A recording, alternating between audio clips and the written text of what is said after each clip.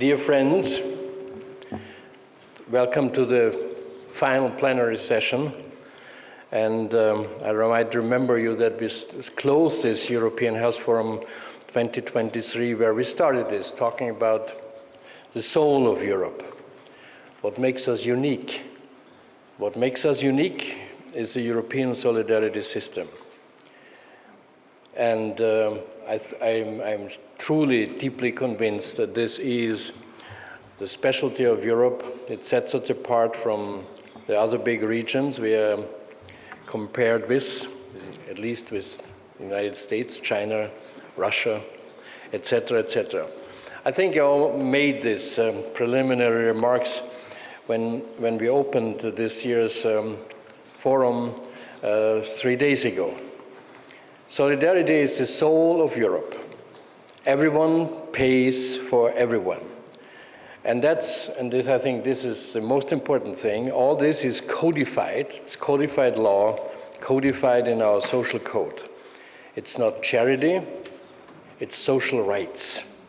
That's very important. It's not charity, it is empowerment through social codes. And I always say that too, it's not new, but it's, I think, very important to reflect. This is an expression of freedom. It is an expression of freedom. We codify freedom in the human rights, but we shouldn't forget that what we have codified in the social codes in Europe is also an expression of freedom, because it's an expression of freedom to being free of having anxiety to get sick and losing your social and economic means. But governments get more and more under pressure, as we all know, because modern governments are confronted with a lot of spending items nowadays. In Europe, we have to increase defense spending again because we are in war situations. The big spending item, of course, is climate and climate change and greening of economy. And not to forget, and I think this summer exemplified it beautifully again, not beautifully, tragically again, the natural catastrophes. So there's a lot of financial pressure on the financial resources we in our governments as a society have. I'm delighted that we have Deputy Prime Minister Van der Broek today with us, because he is truly one of the thought leaders in Europe among the ministers of health and ministers of social affairs, who is aware of that and who is capable of articulating how important it is that we in the health sector are putting that as a priority topic on the political agenda. We have to talk about how we can secure the financial resources for the solidarity system. Once again, it's nothing else. It is a debate and a discussion about the European soul. And we in the health sector, we are highly dependent on the solidarity systems because our healthcare, our public healthcare is paid through these solidarity systems. And if the solidarity systems are failing or have a lack of resources, we in the health systems have a lack of resources. So please bear with me if I say this is one of the most important topics we have in health. It's not only the shortages of health workforce, but this is for the future a very, very important topic. And I'm delighted that we have a good panel here to demonstrate that and to lead us into the future. And I would love to call on the stage my dear friend Nick Fahy, who will be the moderator of this last plenary session. Thank you very much.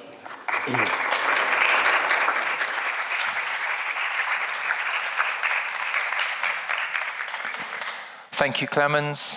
Dear colleagues, welcome to this final plenary session of another outstanding European Health Forum, Gastein. My name's Nick Fahy. I'm the director of the Research Group for Health and Wellbeing at RAND Europe, and it's my pleasure to guide us through this discussion on this key topic, Clemens, that you've already outlined for us. Solidarity is a defining feature of what makes our societies European societies. But our systems of solidarity face profound challenges both inside and out. We face demographic challenges, we face challenges of polarization within our societies, and of course we face all sorts of other challenges beyond us, of the green transition, of the digital transition, and of conflict and competition around the world. And so our question is, how can we sustain our systems of solidarity and social protection in the face of these challenges and for the years to come? Before we get into the discussion with our esteemed speakers, who I will introduce in a little bit, we would like to invite your participation through a word cloud, and which we'll put up, which we already have a little bit up on the screen.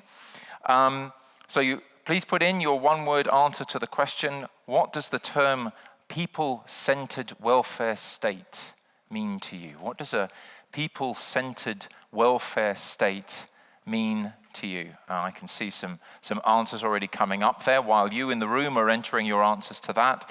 The structure of this session will be initially a moderated interview with Deputy Prime Minister Frank van den Broeke, followed by a panel discussion. We have Usman Khan in the newsroom, who will be bringing in your contributions and reflections to contribute to the discussion via Slido.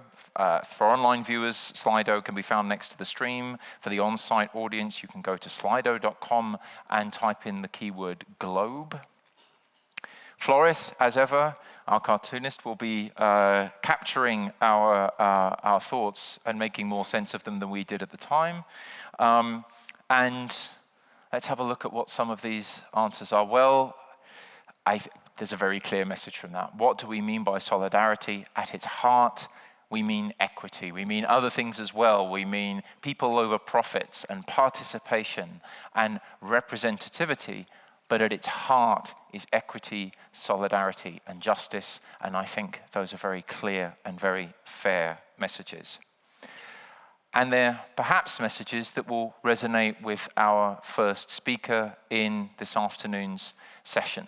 So let me now introduce Minister Frank van den Broeke, who is joining us online, and who is the Deputy Prime Minister of Belgium and Minister for Social Affairs and Public Health, and who has been involved in these discussions for very many years, and it's a great pleasure to have your participation, Minister, and your contribution from the perspectives that you have. I don't know if you saw our word cloud responses about what these social questions mean to people in the room, but you have called for a European social union. Perhaps you would like to reflect on what that looks like and what you see as the role of the Belgian presidency in addressing some of these issues which have been raised through this word cloud. Over to you, Minister. Yes, thank you, Nick, and good afternoon, everybody, ladies and gentlemen. It's a pleasure to be with you, albeit online.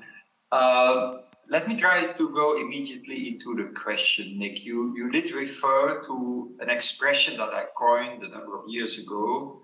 That is that what we want is a European social union. Why did I use that expression? Often when we discuss the social dimension of the EU's action, we talk about a social Europe, and you have that expression seen, it's everywhere, a social Europe. I find that a rather vague, even a little bit elusive expression. We don't talk about a social Austria, a social Germany. We say Germany is a welfare state, and a welfare state has certain missions and functions, and we understand that more or less. We talk about the Austrian welfare state. So I thought, rather than that very vague expression that we often have in books and papers about Europe, social Europe, let's try to coin a more precise expression, in a sense a little bit more institutional.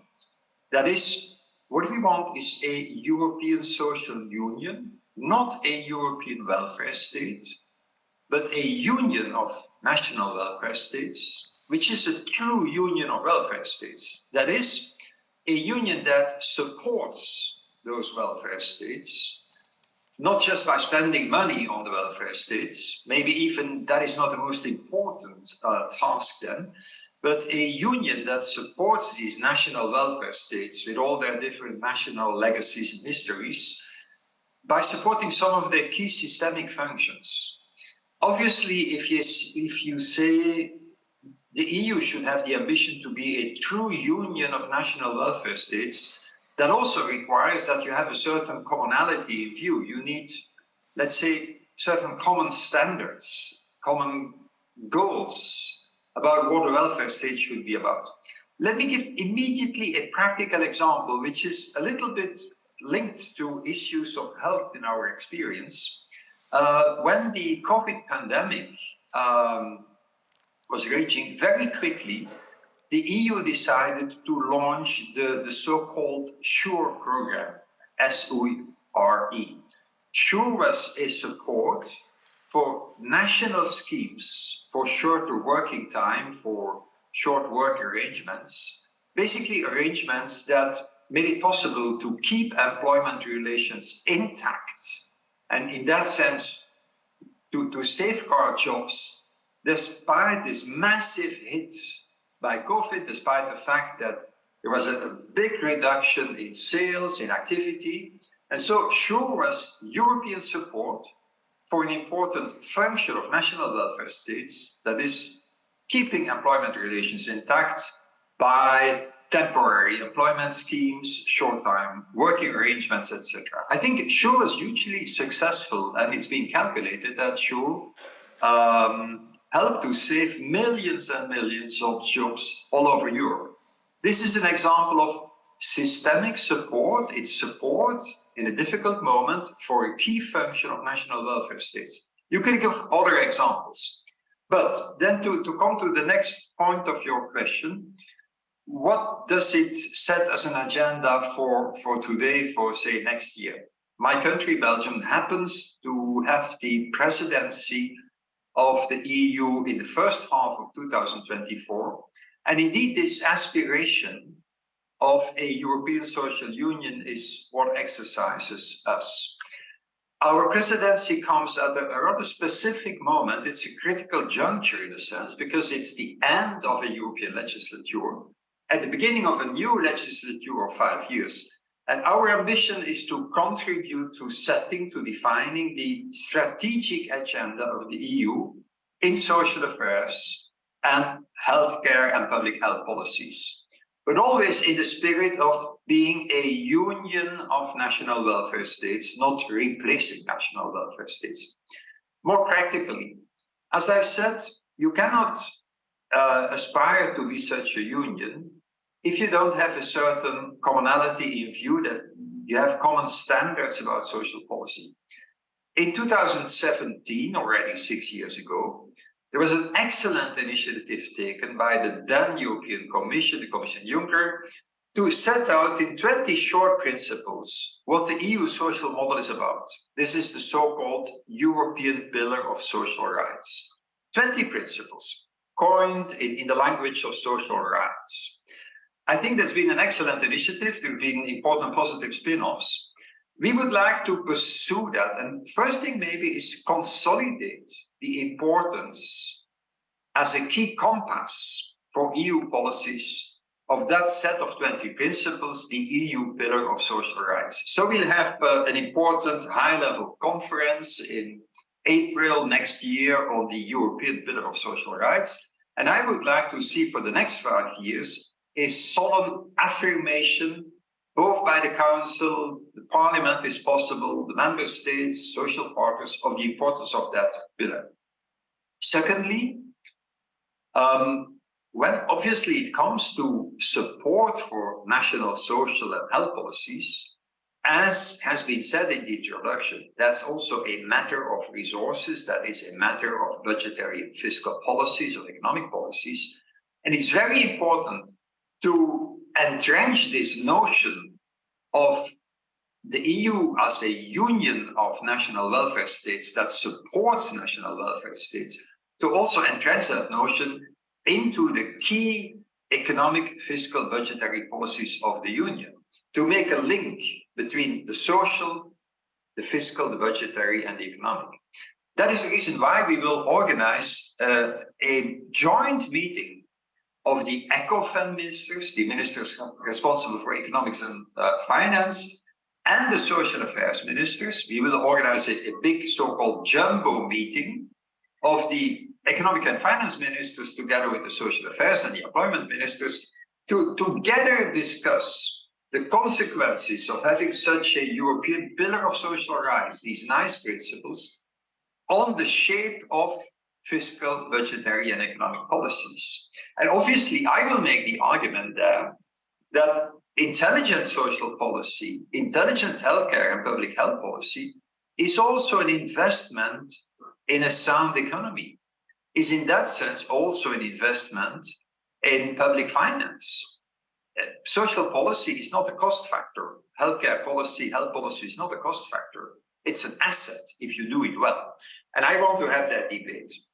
If I may, obviously, we will also try to make more concrete some of the principles in that European Pillar of Social Rights, which need further elaboration. There has been work on a number of the principles over the past 6 years, but there's still work to be done. The job is not finished. And for instance, one of these 20 principles, the principle number 16, is about care and healthcare. And so there's a link between European Pillar of Social Rights on the one hand and public health and healthcare policies, because the principle 16 says that every European citizen should have access to quality care and healthcare.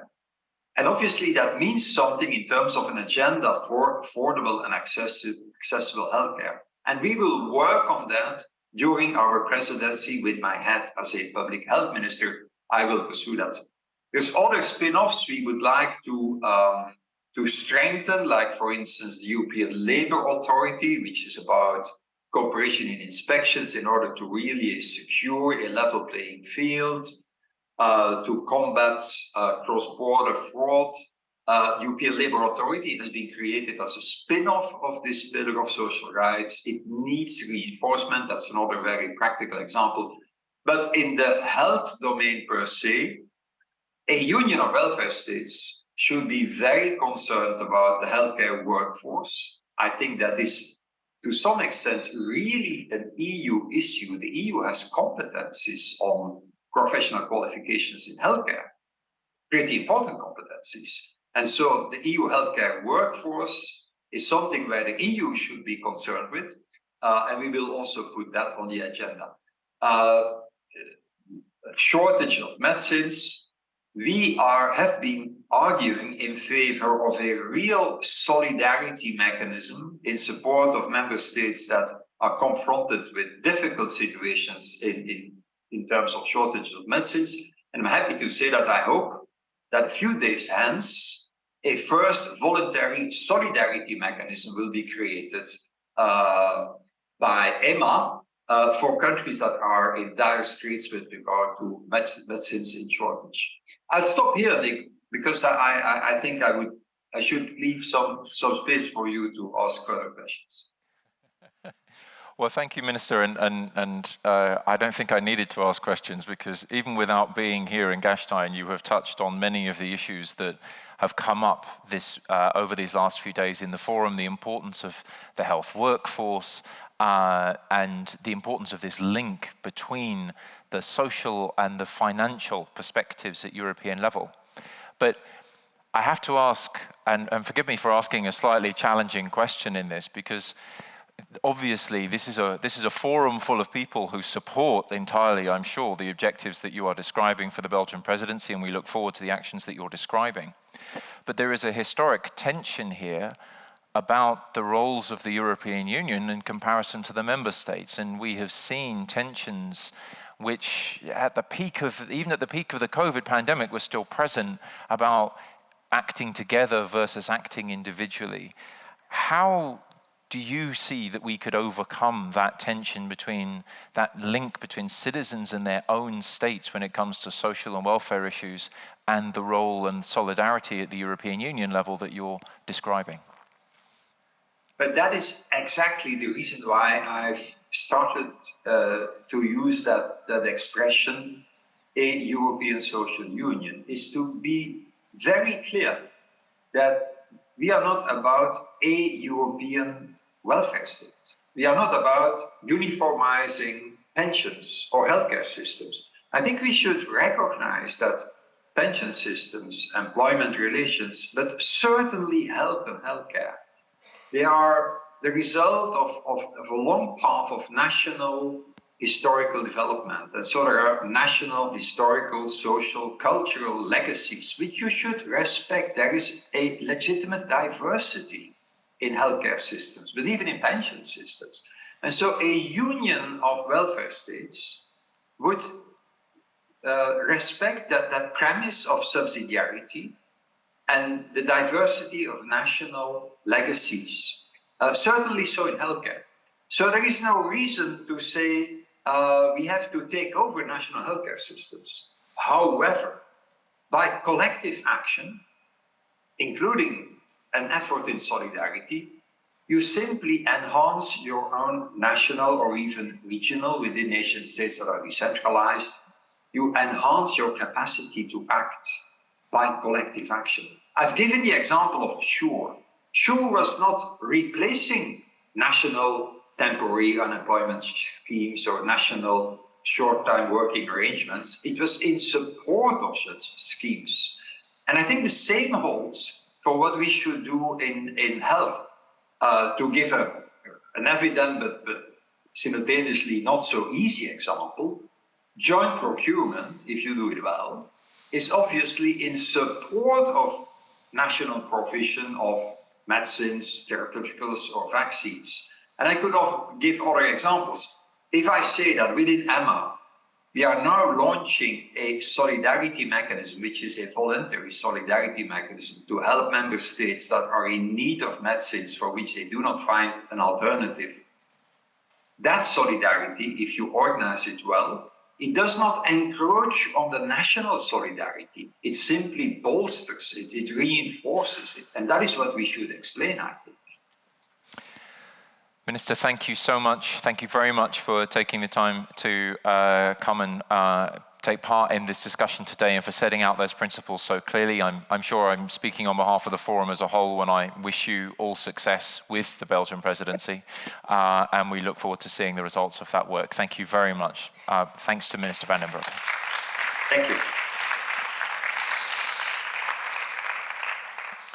So as the Minister leaves us, I invite our two panelists to come up onto the stage. Thank you, Minister Van den Broek. And I'll invite Sarah Cerdas and Yanis Natsis to come up and join me on stage. And we'll be joined online as well. And I will introduce you all as we come to you, wherever you feel comfortable. So, as you see, colleagues, we have a member of the European Parliament in the form of Sarah Cerdas. We have Andrea Brandolini joining us from the Bank of Italy. Welcome, Andrea, remotely. And Yanis Natsis from the European Social Insurance Platform. And thank you all for joining us in this discussion. Sarah, maybe I could start with you, because I want to build directly on some of the things that the Minister was just referring to, because he was referring to some of these social rights, and in particular to the things like the European Pillar of Social Rights. And that's clearly an important foundation, but where does it need to go next? What more do we need in order to reinforce and take forward the kind of rights that the Minister is talking about? Thank you. Good afternoon, everyone. Yes, the Minister clearly set the ground for this discussion. There's one thing that there needs to be some understanding of what happened these last 4 years during this mandate at the European Union. We have had several crises, sanitary crisis, environmental crisis, climate crisis, economic crisis. And a lot of solidarity is at the heart of the European Union, is one of its key principles. One of the things we built for a more social Europe was one of the achievements of actually the Portuguese presidency in the Council, which was the Porto Social Summit, which reinforced European social pillar that the minister highlighted. But we need to go further, and we need to make this solidarity a reality.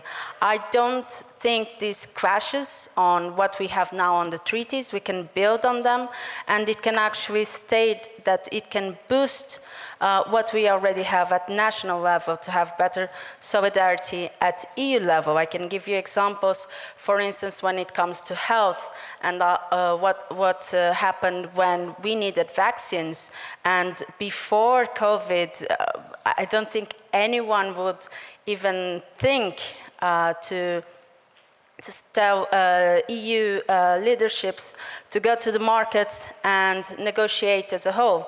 But that was actually what happened, and that's one of the key achievements that we have during this mandate that we need to build further on the future. Minister also reflected on the SURE mechanism. The SURE mechanism was outstanding in ensuring that our unemployment rates wouldn't go over the roof. So the EU stepped up, and actually the responses to the several crises weren't met with austerity, were met with solidarity, and that's the key achievement from this mandate, and something that I look forward.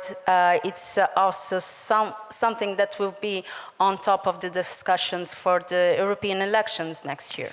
Well, I was going to ask you about that, actually, because so the minister referred to the timing of the Belgian presidency is coming right at this transition of parliament elections, the end of one mandate going to the next.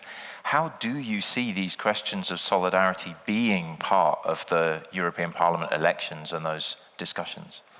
We are crossing a lot of challenges, Nick, as you referred. And one of the key challenges that we have at the moment is polarization. How this is going to be a conversation for the elections. What I truly hope is that we go further and we just don't speak on what one poll does and the other. It's not a black and white. And we need to discuss how we can reinforce the European social welfare. And this also goes into line, how can we have better health and well-being for all at EU level? How can we ensure that we reduce the inequities? You put there in the screen that equity was key for a person-centered welfare. But actually we must at EU level keep working to reduce inequities. Thank you very much. We also heard in the minister's introduction about this attempts to reconcile these tensions between the social perspective and the economic perspective.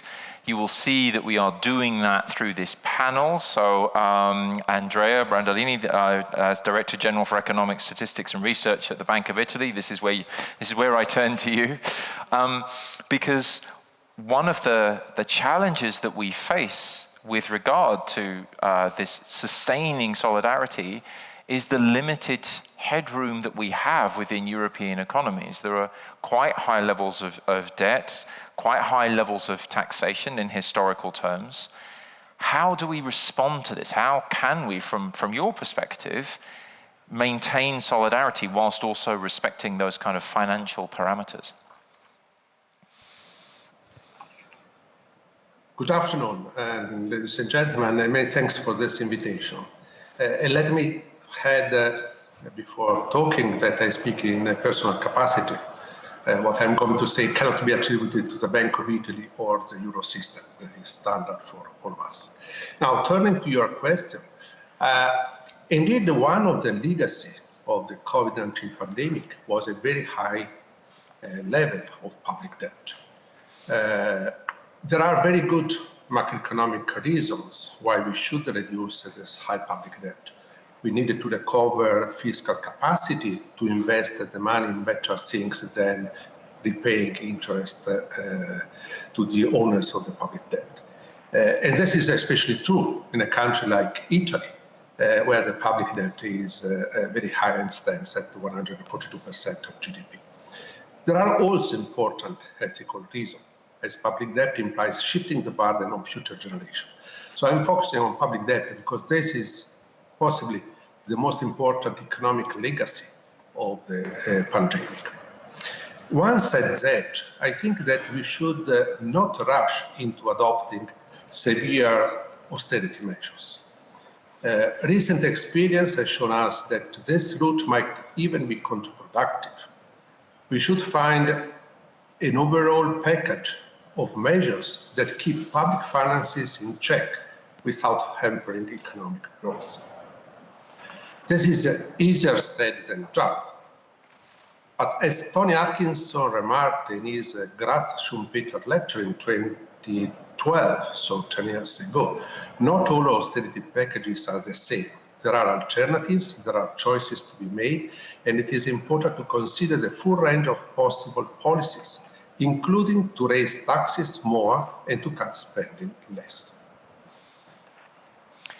So the general rule, what the expert of public finance would suggest us to do, is to redesign the tax system, shifting the burden from productive factors to rents, to adopt credible medium-term fiscal frameworks as they can gain the confidence of people and investors, and to improve efficiency in public sector services delivery. Let me add that in a country like Italy, it is extremely important to reduce tax evasion and tax avoidance. Probably it is not only a problem of Italy. When we think of multinationals' practices to optimize the tax burden by exploiting gaps and mismatches between different countries' tax systems. So this is to mean that there is room for changes. This is certainly the case in Italy. I don't know enough about the tax and benefit system in different European countries. I certainly take the point made by Frank van der Broek before, that we should think of a union of welfare states, or I would say a union of tax and benefit systems. In the case of Italy, there is much that can be done to improve efficiency and equity in the organization of the system. But let me make a far more general point that goes beyond Italy. We are taking somewhat the view of the existing welfare system, protecting the existing welfare state systems. However, the pandemic showed us that the social safety nets that we have developed in recent decades are not perfect in terms of population coverage, administrative agility, and response celerity. So one lesson, for example, that I would draw from that experience is that we need to rethink the role of means testing and the targeting vis-a-vis true universal entitlements. That is something that we have, at least in Italy, for health, a universal entitlement, not for income benefits. There are important economic transformations from demography, digitalization, green transitions, and this only reinforces the need for a rethinking of the existing welfare states. Of course, following national path, as the minister was saying. Let me conclude saying, making one general point. The welfare state has an important role in reallocating income over the life cycle, in ensuring people against events such as income losses. But in a simple way, welfare states need to provide a sense of security to all citizens. So the commitment to reduce the uncertainty faced by individuals is no less important today. If anything, it is more important than before. The point is not to change this commitment, but to understand how to make it effective in a world that is rather different from the one in which the current welfare states were laid down. Thank you. And that confirmation of the importance of that commitment to welfare states, also from a financial and from a fiscal perspective, I think is very welcome as far as this discussion is concerned. Yanis, you represent the, if you like, some of the places where this tension between payment and solidarity really comes together in the form of the social insurance payers. From the perspective of your members, what are the key challenges that they are facing now at this point as far as these pressures on the wider social model are concerned? Thank you, Nick. And let me just start by saying how wonderful it is that we are here at the leading policy platform when it comes to health in Europe, in Gastein. And we are also today broadening the discussion, bringing social protection, solidarity and equity, and connecting the dots and the interlinkages between health policies with social protection. This personally makes me very, very happy. Indeed, at EHFG, our members are the statutory social security institutions, so we cover all branches of social security. And I think it is clear, we've already heard a lot from the Minister, from Sarah, from Andrea, that social security systems, social protection, nowadays it's well beyond simply the redistribution of resources or mitigating poverty. It's about really observing all of these asymmetric economic shocks and equipping essentially all of us to deal with this constant change, because we are in the state of perma-crisis. And it is about giving us certainty when it comes to dealing with all of these successive uncertainties. Is it easy? No, it is not easy, and there are many challenges because also from our members, starting for instance from our Polish member Zeus, they had to deal for instance with the influx of a huge number of Ukrainians coming and making sure that they are integrated in society and making sure that they have a social security number, that they can go to the doctor, that they can have access to education. I'm just giving this example. Or our member in Italy, INPS, this gigantic social security institution, had to deal with coming up with new new types of benefits to deal with the energy crisis, the energy poverty crisis, the inflation, coming up with new types of benefits, but also making sure that these benefits reach all of the insured. Just to say that it is a constant battle because there are so many changes happening at the same time that also affect even the way that social security institutions work and operate. For instance, the question of digitalization, having to deal with the question of the financing of the system. Why am I saying this? Because we are used to thinking, and this is actually the main source of income, that how do we have the welfare state up and running? Thanks to social contributions. But what do we do nowadays when we all know, especially the new generations, Generation Z and Generation Millennials, when they will change 3, 4, 5 different careers. They will move in between countries. Some of them might be employed in certain stages of their career. Some other stages of their career will be self-employed. Where do we pay our contributions? So these are all very, very important questions that have to do with the sustainability of a welfare state which is inclusive, financeable, obviously. This is the big elephant in the room. And protects people and gives us, I would say, a stable, has a stabilizing effect in this very unpredictable and unstable world. And you're describing there some of the challenges that face your members and also some of the solutions that they're finding and the way that, honestly, institutions that sometimes can seem quite sort of almost rigid, quite huge structures, and nevertheless adapting in all sorts of ways. You have an MEP, and we had the forthcoming Belgian presidency. What do your institutions need from Europe? When we hear the minister talking about this European social union, what do your members want? So the good news is that in the past 5 years, and counting, we've seen a revitalization of the social agenda. You remember going back in history with the Barroso I Commission and the Barroso II, I would say we had the reentrenchment of the social agenda. Then with Juncker, we had some important steps forward, and then with von der Leyen, and given all the successive crises, we've seen a lot of initiatives, positive, promising initiatives. For me, it struck me, and it's something that is still under negotiation. For instance, the directive on the working conditions for platform workers. You know, how do we deal with the people who bring our food, and this is just a very simple example, but also how do we deal with algorithmic management? Who is the boss? Where do I pay my contributions? Who am I accountable to? So, for instance, this initiative, I could say that the Commission played an interesting role, and that's, I think, under the leadership of Nicola Schmid, who is a quite enlightened commissioner with a robust team around him.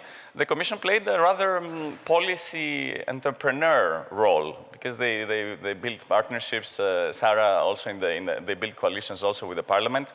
And this is an important piece of legislation, and a directive even, which is interesting as a choice of instrument, because it creates rights. It creates social rights.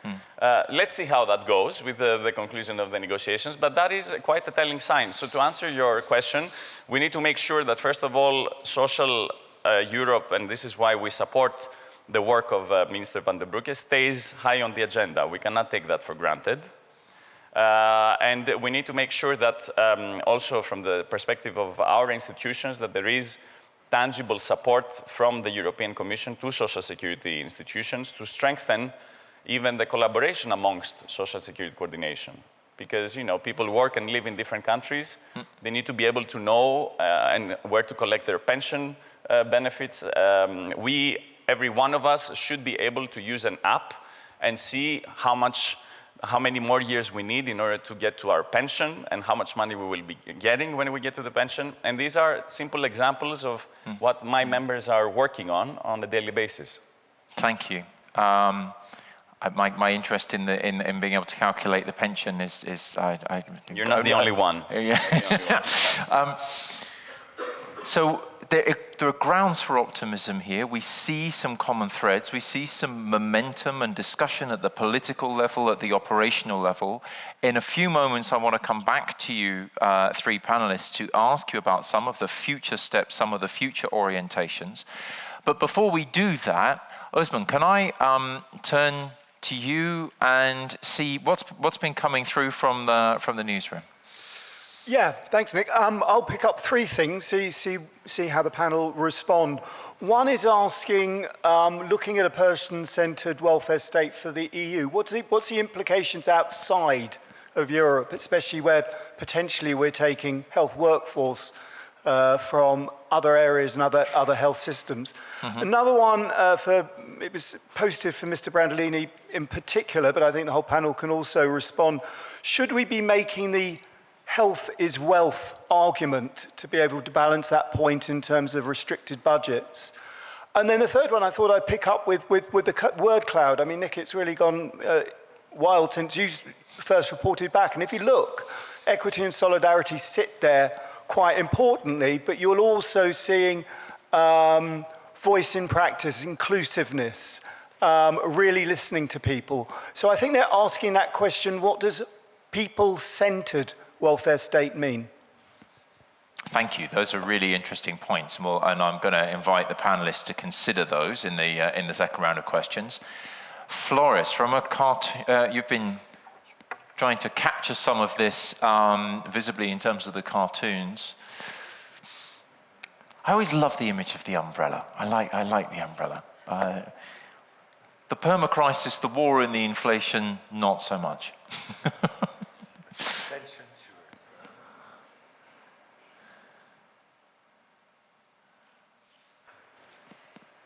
Like it.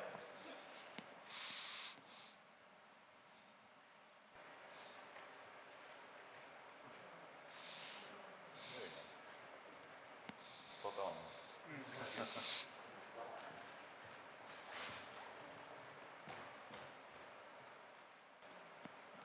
Clemens, your remark, the freedom point captured, I think, very well. Thank you very much indeed. I think these capture a lot of the spirit of some of the key points that have been made during the discussion. We'll see if we can come back and get some more of those later on. So we have implications. I hate to come to you first. It's a fair warning, I'm going to come to you first, sorry. So we've been, some of the things about the impact from outside Europe and and things like voice. And maybe one of the areas where these questions of what effect of people's own voice and these bigger impacts, one of the places this comes together is in the link to climate change and the green transition. Because when there are big shifts like that, it's often the people who are least able, who have the lowest resources, who are the most vulnerable within society, who also need the most support as we go through transitions like the green transition. How does this relate to our social policy and to our concerns about a people-centered welfare state? Yeah, it's an incredible reflection. Actually, what we're going at the moment is a climate emergency. We declared emergency at the Parliament in November 2019. But it's not only a climate emergency, because climate crisis is a health crisis. And this is very important to understand, and something you referred, Nick. It will be the most vulnerable that will have the highest impact into this whole transition. What are we doing at EU level? We're working together at the same time as we're going through a green transition and a digital transition to have a just transition. We even have financial resources allocated to that. The higher or the wider principle would be to leave no one behind. So we're going through a green transition, and for this we have some sectors that are highly pollutant. We're shifting them. For instance, the automobile sector, starting 2035, all new cars sold in the EU will be zero pollution. What happens to the current workforce in that sector that it's used to building internal combustion engine vehicles? The EU here has needs to stand up and ensure that there's a reskilling and upskilling so that these workers won't go to unemployment but are reskilled and have the resources to do that, provide them the resources to do that, to go to greener jobs. This is just one of the examples of how the climate change crisis affects the social welfare system. There's other initiatives we're doing out there, but I think, and I would like to reflect on something that was mentioned, if we should state that health is actually wealth, and I believe at some point we need to start addressing that, and how much would we save if we just invest in health instead of investing in the consequences of not investing in health, which are diseases. And there's a lot of food for thought in this discussion, but I would just put it out there. Thank you very much. And that, yeah, I think when we come back, and Andrea, I think there's questions about how we can take these questions into account and what that means for our systems of financing and funding all of these welfare states. But I'll come to you in a bit.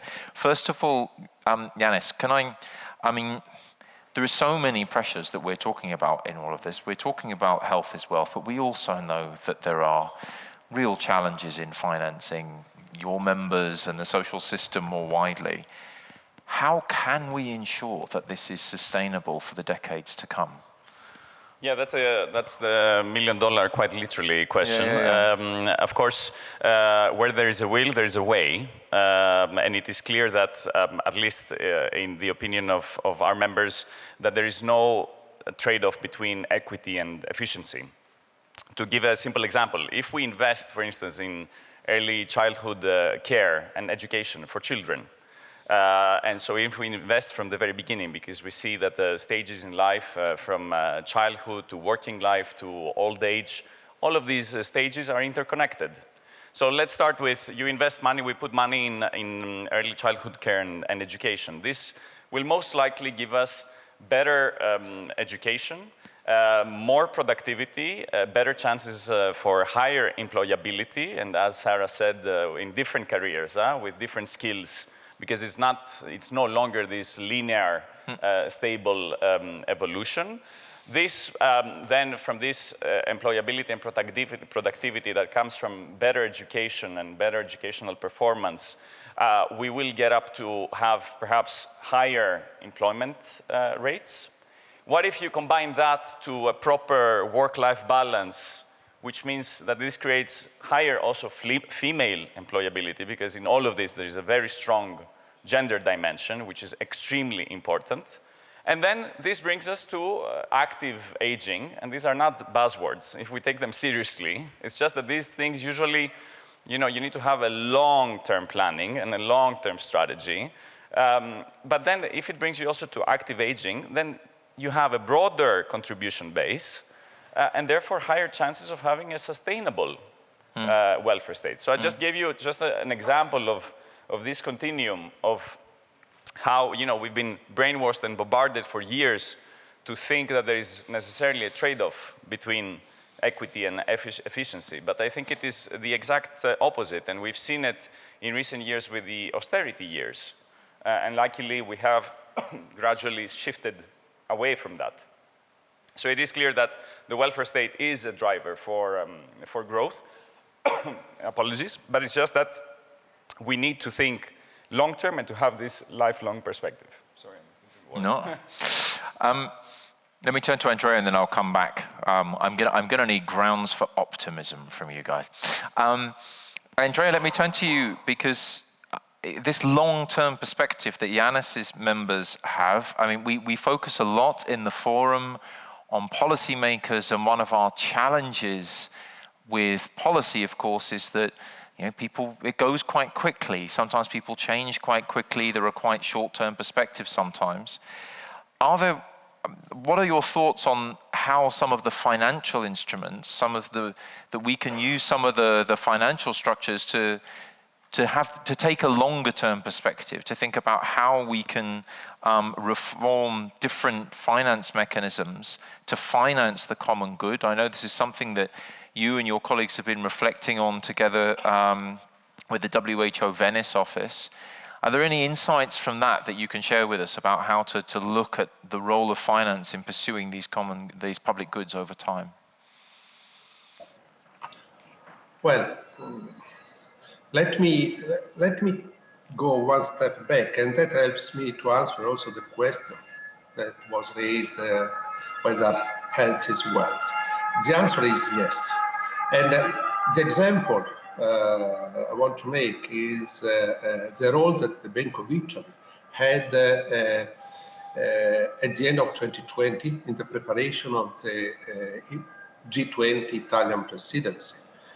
For us at the Bank of Italy, we had a role in the finance minister and central bank governors finance track of the G20. For us, it was quite clear that there were huge gaps in global health protection, and such gaps were exposed by coronavirus.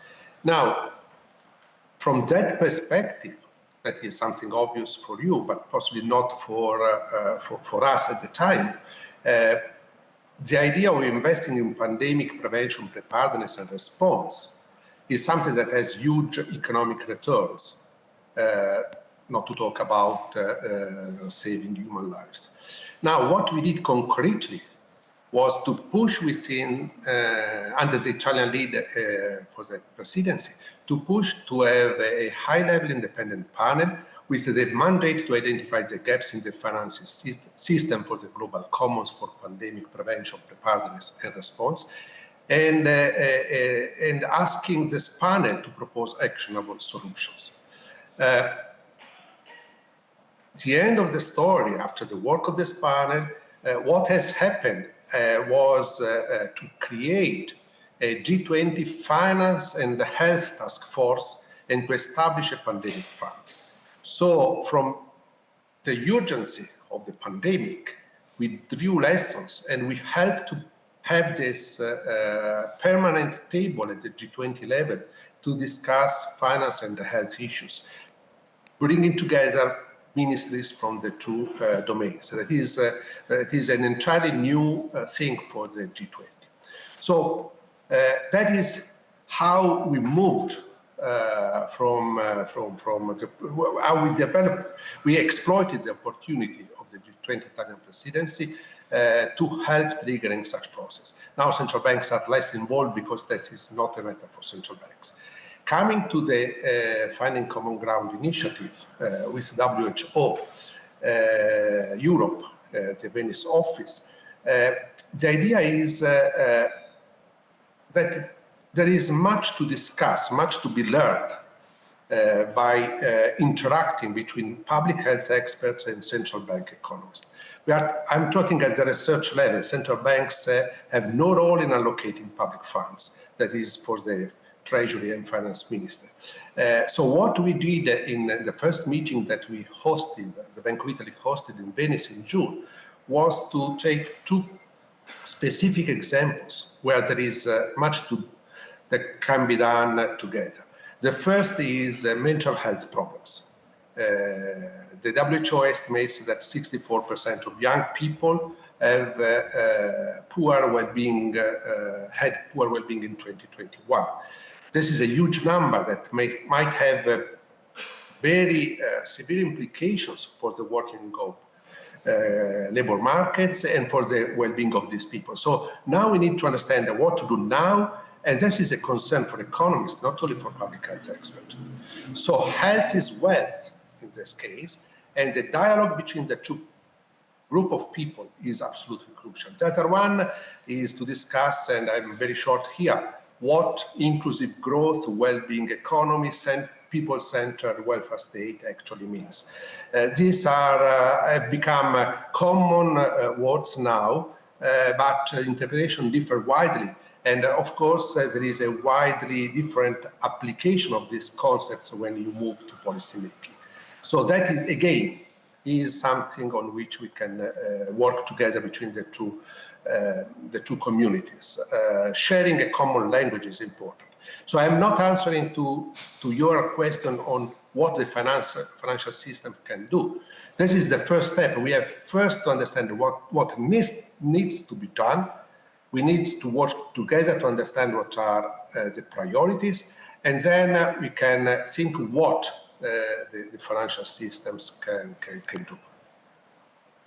Thank you. Thank you very much. And so we have this theme all the way from the start with the minister to what you're describing, Andrea, of the first step towards, or one of the key steps here to reconciling these perspectives is dialogue and bringing the right people together around these concepts of solidarity in very brief 10-second responses.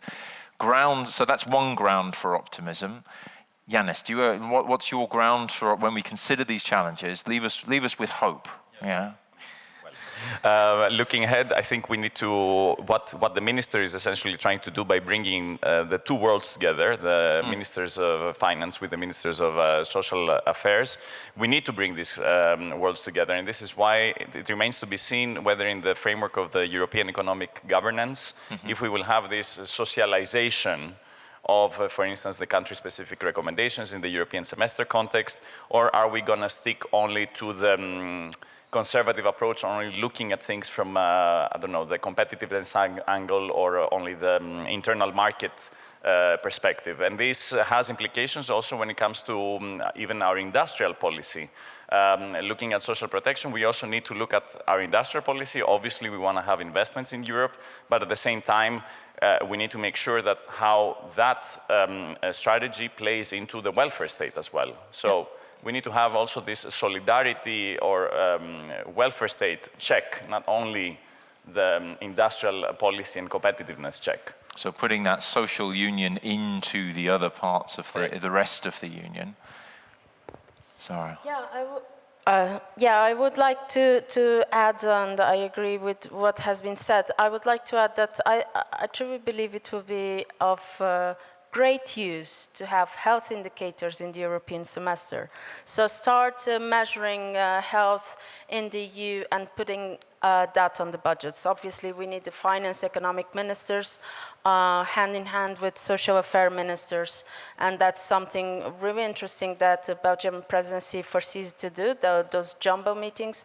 But let's hope that it goes forward and that we actually have concrete outcomes in that.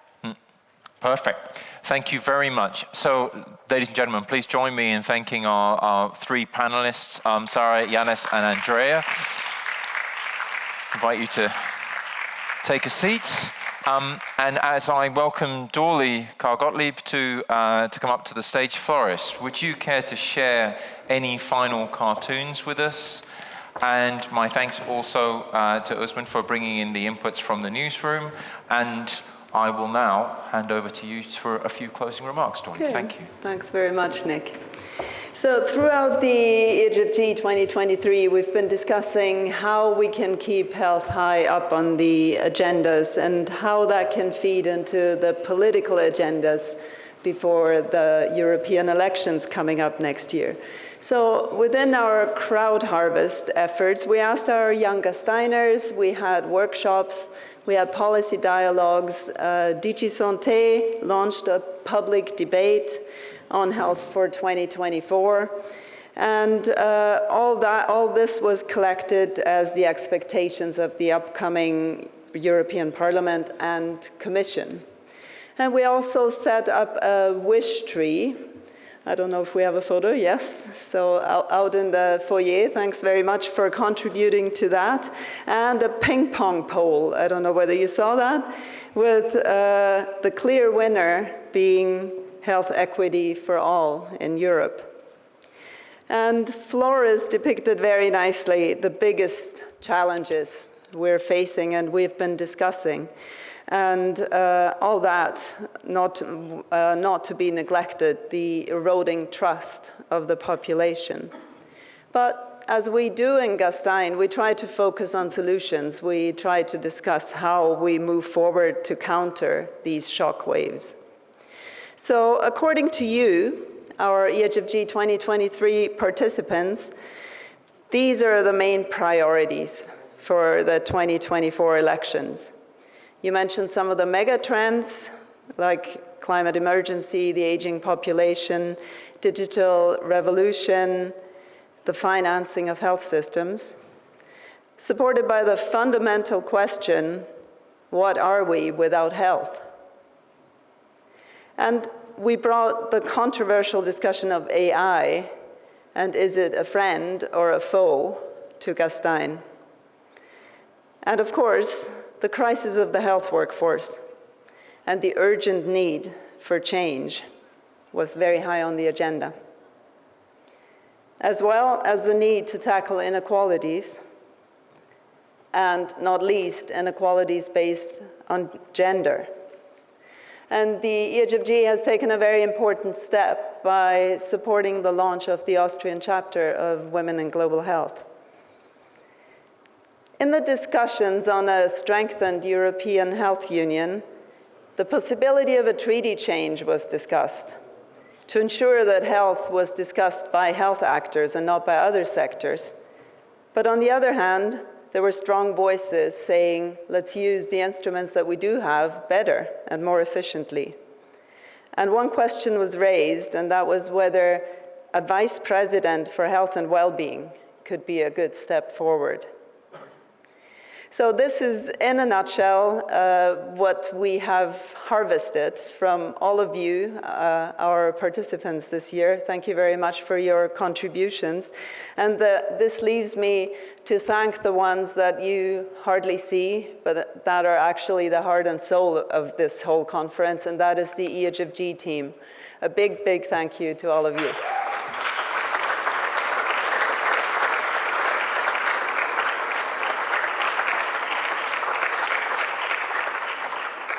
And a big thank you to over 1,700 participants that we had on site and online this year. Thanks for being at the EHFG. Thanks for coming. Thanks for contributing. Thanks for discussing. And hopefully we'll see you next year. Thank you.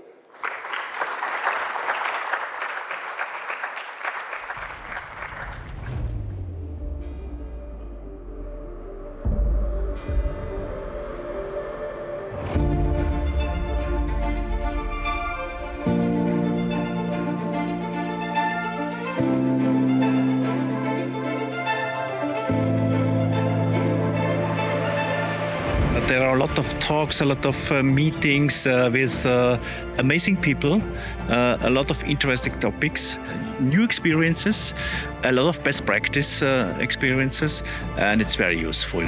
So these 2 days I spent here will help me to do my job in Vienna better.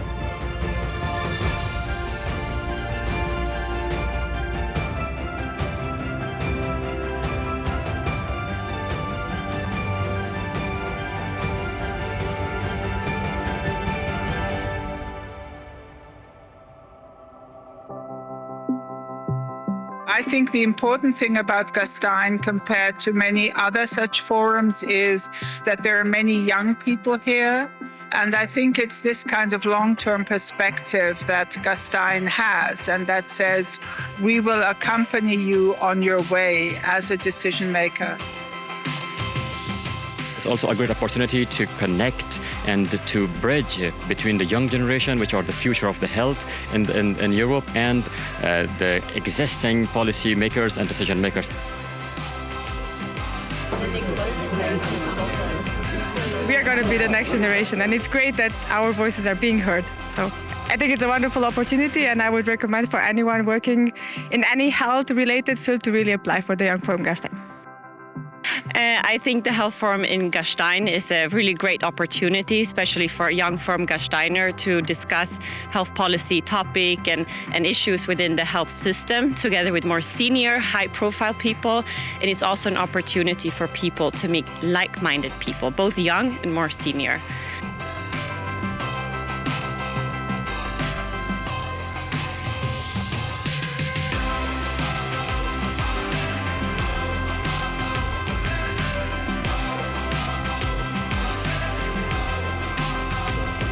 Many thanks on behalf of the EHFG for joining us here in Gastein. As you see, we managed to get perfect weather this time at the EHFG, but also to our participants online for joining us this year. And even though we had very heavy debates, we were talking about all kinds of crises, we had the feeling that the overall mood and the overall atmosphere was very positive and very constructive and solution-oriented. And therefore, we very much look forward to next year. So join us again in 2024 in Gastein or online. Thank you.